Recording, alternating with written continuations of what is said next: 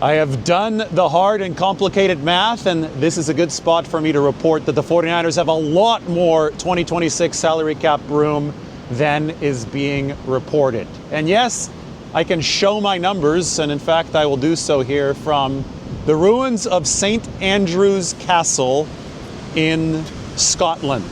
There's the town of St. Andrews in the distance. The Cathedral of St. Andrews, that's also a very, very large ruin. And of course, here's the castle with a lookout toward the stormy North Sea. 49ers financial situation, especially since they took a lot of salary cap medicine in 2025, last off season, is much calmer than the sea that we're looking at here on the final day of January. So $57.2 million of estimated space by my calculations for the 49ers to work with here in 2026.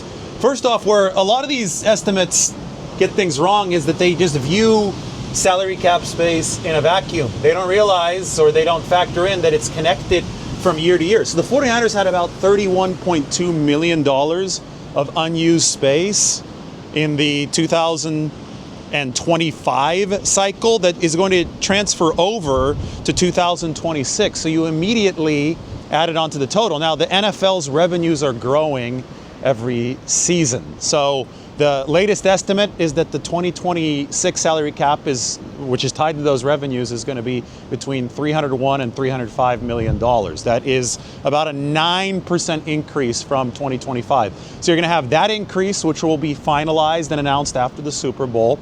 And then you're going to have the carryover for the 49ers as we have to gingerly proceed down these steps here at the Castle of St. Andrews. So you're going to have the carryover, you're going to have the larger salary cap, and then you're going to have some money that you're in fact getting back that hasn't yet been put into the estimates. And that is from the likes of Brandon Aiyuk. Here you have, I think, the pathway into the dungeon. As you can tell, it's really dark. Yeah, I guess we can walk into the dungeon. Let's go check it out. It's very quiet here. Nobody else is around. This is the dungeon. I haven't actually been here. Hopefully the mic is working. We could look down. Yeah, that's a far way down. Some of the prisoners were sent here. It says this rock-cut prison takes its name from its shape. It has a narrow entrance neck at the top and a broader chamber below. The body of the murdered Cardinal Beaton is said to have been stored in a chest of salt here during the siege of 1546 and 1547. They call it the Bottle Dungeon because it is shaped like a bottle. Wow. All right. Let's climb back up. Let's keep on talking about the money that the 49ers have saved and hasn't yet been accounted for. So Brandon Aiyuk's salary cap hit right now on some of the books, like Over the Cap and SpotRack, those are the salary cap sites, is listed at about $14 million. But the 49ers, since he's MIA, do not owe him his option bonus, like the big option bonus that's set to hit the books here in 2026. He's on the reserve left squad list. He's not going to get paid. Now, they still are on the hook for Brandon Aiyuk's signing bonus, but that's only a $3 to $4 million proration. So immediately you can take $11 million off the books in 2026 for Brandon Aiyuk, and maybe the 49ers are able to recoup even more. Lawyers will be involved. We'll see how that goes, but just know that a lot of the estimates that you're seeing right now do not account for the fact that Brandon Aiyuk is not going to be paid by the 49ers anymore, and that, of course, does change their salary cap situation. Then there is that $31 million of carryover, which I talked about, which is a standard 49ers business practice. They have tried to push salary cap hits backwards, and you do that by prorations, by handing out signing and option bonuses. By NFL rule, any signing or option bonus is prorated for up to 5 years against the salary cap. So say that you give out a $25 million signing or option bonus, only $5 million at a time hits. The 49ers have staggered many of their contracts, especially their big ones, in this way. And it has meant that they've finished each year with quite a bit of salary cap space, but it also reminds us why it's so important to look at salary cap space in the big picture, transferring from year to year. So In years prior to 2025, they'd finished with close to 40 million in space, and they carried that over into the next season, since it's like a sink, right? Interconnected sinks. The 2024 sink is connected by a pipe to the 2025 sink to the 2026 sink, and that water or that salary cap space can flow from season to season. From 2025 to 2026, they're carrying over about $31 million. That is added on to this 2026 total for the 49ers. Now, the biggest salary cap hits for this team are Nick Bosa's at $41.6 million, a big number here in 2026, and Trent Williams at $38.8 million. Both of these numbers can and almost certainly will be reduced by the 49ers. Why and how? Well, most of the numbers for Nick Bosa and Trent Williams this year are still lodged in base salary. They haven't moved that to a signing or an option bonus. In this case, it'd be an option bonus as part of a restructure. Technically, though, they operate the same way. They can prorate a lot of the money by reducing Nick Bosa and Trent Williams' salaries down to the veteran base minimum of just over $1 million, and they can open up enough money so that even if they spend a lot, which we expect the 49ers to do this offseason, even if they spend, they'll be able to carry over money into the next season. Now, this is where we talk about the 49ers' big picture strategy.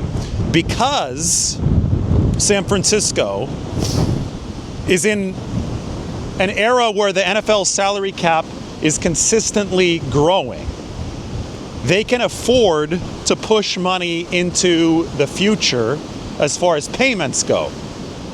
You can indefinitely keep on kicking that can down the road as long as you do it in a sustainable fashion. And by that I mean you can't overflow future years' sinks too much, but you can count on the salary cap increasing at about 9 to 10% a year, and therefore your expenditures for your A-list players can continue growing at that amount.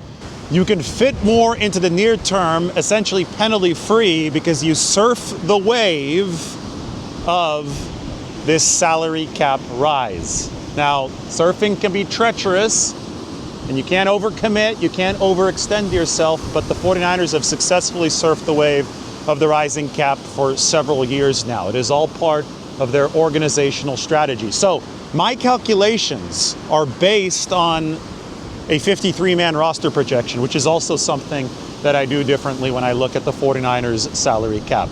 I don't look at the top 51 right now, I look at what this team is going to look like when things are fully constructed by September of 2026, because that's what actually matters. That's what they're shooting for. That's when they have to be under the 53-man limit. But when I make a 53-man projection right now, I see 40 names on that 49ers roster who will realistically make it. So I see about 13 spots open for San Francisco, which they can fill through the NFL draft, where they have 7 cost-controlled picks, and through free agency. I then see $57 million that the 49ers can spend, with the caveat of they need to make sure that they have carryover room to continue surfing the wave heading into 2027 and beyond. So they're going to run restructures almost certainly of Nick Bosa or Trent Williams or maybe some other players. We'll see exactly what the 49ers financial strategy is.